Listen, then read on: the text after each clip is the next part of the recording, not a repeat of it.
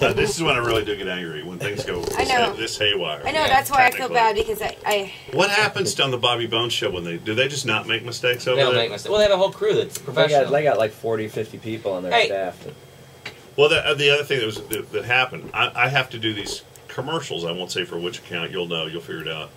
I've never done them before, and instead of it being just copy that I read and I riff on, it's in 3 parts, and I have to jump back and forth. And from what I understand, every day they have to be sent to the client, and then the client gives me feedback every day. Most clients, they try, and I'm happy. I'm glad to do it. I'm happy to do it. I'm a big believer in the product. Sure. So, I hope this poor young man isn't nervous now. This is David. I don't think Hey, David. How are you? Welcome. How's it going? Welcome to the people of your neighborhood. Is this correct? You're a pickup artist? Well, I study pickup, and I do go out quite a bit. Are you videotaping us right now too? Yeah, I am. Oh, okay. What for? I do stand up also, so I'm going to use it for that. Oh, well then you know Matt Bearden. Yeah, I've met Matt before. Where did we meet?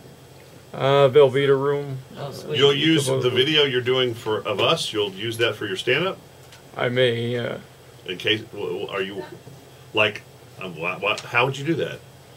I just want to videotape this experience. Okay. It's the first time on the radio, so all right. Well, it won't be your last. Yeah, we'll probably take a break and come back to you. Yeah. It looks like, because we're going to run behind. But so where did you learn to be a pickup artist? Well, the first thing was the mystery show. I remember that. It was they shot it here in Austin. Were you on that? I wasn't on that show, but that's where I kind of I got the idea of like, and then I read the game. That's where a lot of guys have. That's Neil Strauss's book when he discovered the community. He was an author, and then his journey of becoming a pickup artist. There is a game, absolutely. When you go to nightclubs, there's definitely a game. Women are testing you all the time, and you need to be sharp. Have you been successful? At times, yeah. Yeah? I mean, was there a point after you read all that stuff where you started putting these things into practice? Well, they're in the book. They have all these techniques, and I did try them exactly, and I got called out. I got called out on it a couple times actually, because it seems like a lot of the guys they have used this before. They run a lot of boot camps and things like this.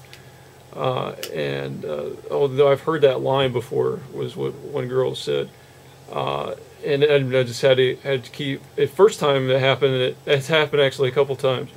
It kind of threw me off, but then you kind of just keep kind of plugging away, and there's some guys you gotta keep fishing. You got to keep fishing. You got to keep baiting the hook. It's true. Yeah. I am in love with you. This is how people in the neighborhood should be every week. It's a third less stinky too. Yeah. How did Carissa? Now wait a minute. How did Carissa and Daniel find you? Are you advertising your services? I found it on a meetup group because I honestly really have been looking for somebody that is pickup artist because it's something that interests me. Because hold on. Wait.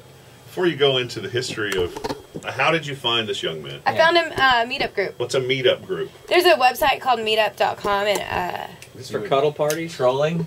I was curious. And so you were meeting up with other pickup artists? Well, yeah, pretty much. I've been trying to get wings. I'm always looking for wings all the time. Wingman. You gotta, Yeah, I'll be your wingman anytime. Yeah. Oh, you have to have wingman? Is there a leader and a wingman, or are you both wingmen, both going out? Well, there's different strategies, but the main one would be where the guy who initiates the conversation. That's the guy that gets first choice, and then that's who you would be, and then the wingman would be. Well, seconds. Yeah, well, how does the wingman? Hang on a minute. Right, hang on a minute. Because you have to understand, you do understand, even though we don't look at now, you're dealing with you're dealing with a couple of the best of the '90s. We didn't have wingmen in the early '90s, and we flew solo, and we had we didn't get to take seminars and read books. No. We had to figure it out on our own. Can I give away? I'm going to give away some spots on the guest list for tomorrow night's punch featuring J.R. Brow, It's going to be a really good time. We're going to put in the big room of Cap City, huge festival for the Thanksgiving holiday. And I will take 3 people right now that call 973-8300. That's 973-8300.